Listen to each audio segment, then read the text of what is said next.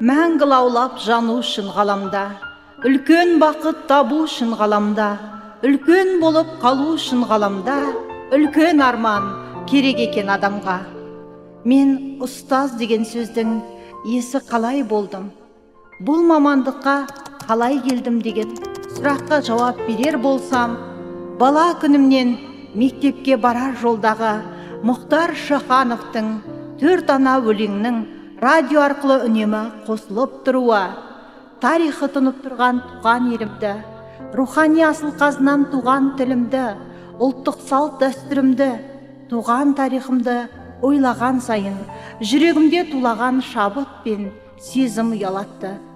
Болашақта ұстаз жолын таңдап, оқушыларымның бойына осы қадірлі төрт ұғымды дәрітіп, еліміздің нағыз ұлтжанды азаматтарын тәрбиелеу арманы туындап, мені шабыттандырды.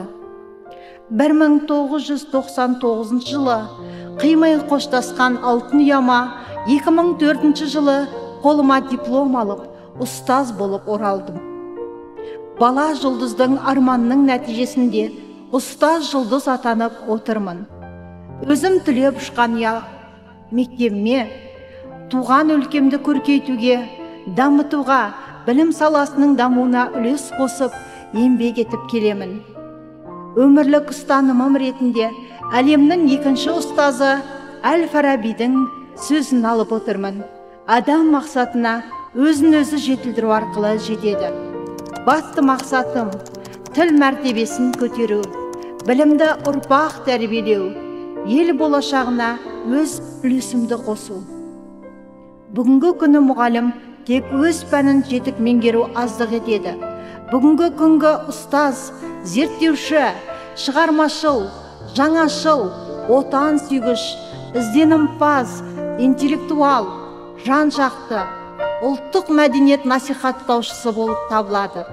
Ұстаз заман талабына сай үнемі өз білімін жетілдіріп, дамытып, әрдайым ізденіс үстінде болып, біліктілігін арттырып отыру керек.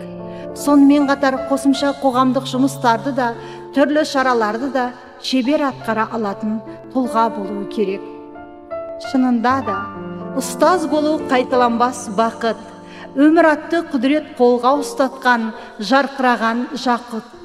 Ал мен таңдаған ұстаздық жол мен үшін дара жол.